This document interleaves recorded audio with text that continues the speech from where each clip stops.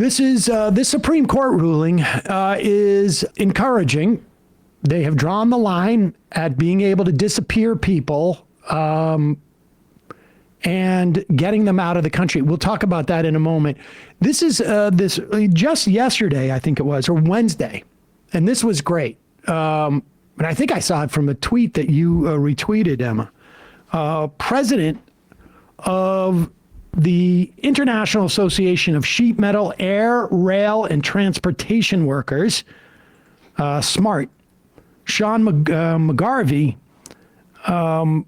had this to say at one of their national meetings during a speech he was giving. And to be clear, Garcia is a first-year apprentice of SMART Local 100, so this is like a really encouraging and powerful show of solidarity with him. We need to make our voices heard. We're not red, we're not blue. We're the building trades, the backbone of America. We built you want to build a $5 billion data center? Want more six-figure careers with healthcare retirement and no college debt? You don't call Elon Musk, you call us. North America's building trades unions. And yeah, that means all of us, including our brother, smart apprentice, Kilmar Garcia, who we demand to be returned to us and his family now. Bring him home.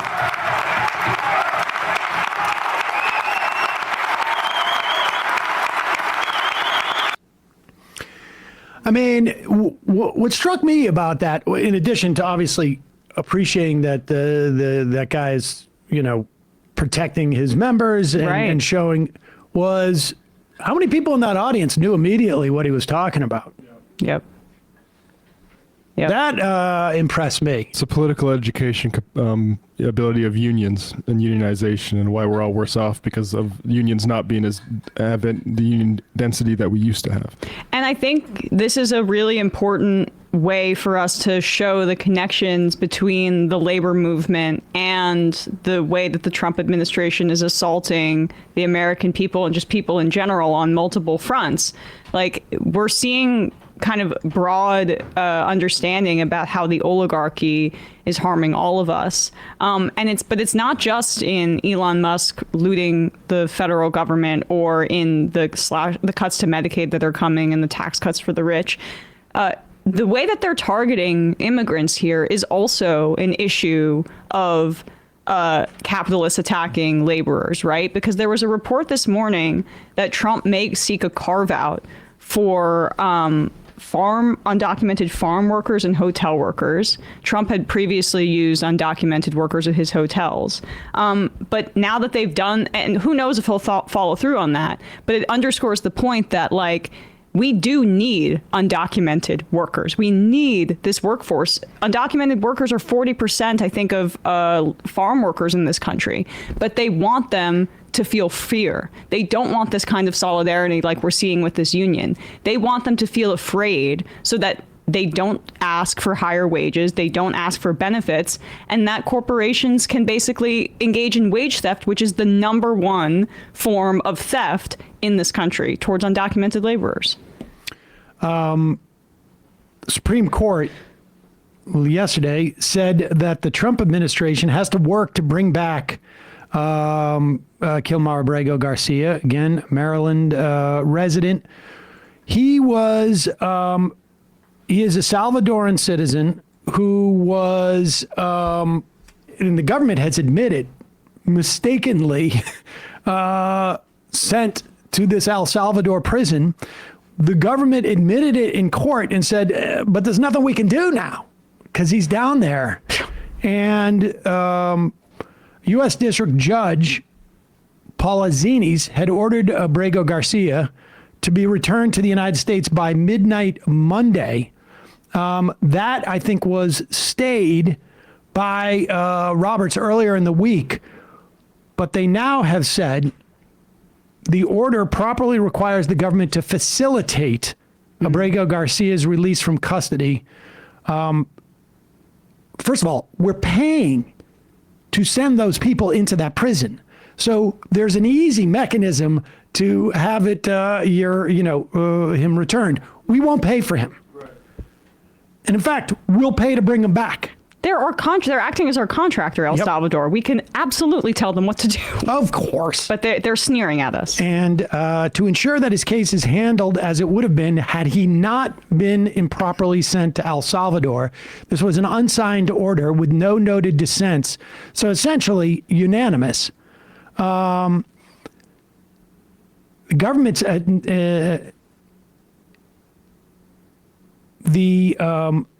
court's liberal justices said the administration should have hastened to correct its egregious error and was plainly wrong to suggest it could not bring him home. The government's argument, moreover, implies that it could deport and incarcerate any person, including U.S. citizens, without legal consequence, so long as it does so before a court can intervene. And this is the point. I mean, I think this is why the Supreme Court did what it did, despite the fact that they want to do everything else they can to empower Donald Trump. It's not hard to imagine a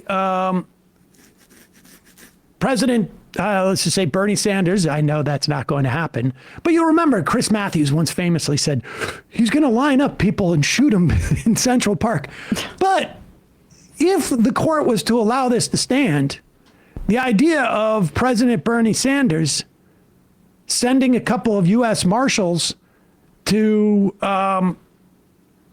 take Clarence Thomas as he, heads into his car, take him right to an airport and send him to a Salvadoran prison and then go like, nothing we can do now. We don't got him. I hope you can speak Spanish. Honestly,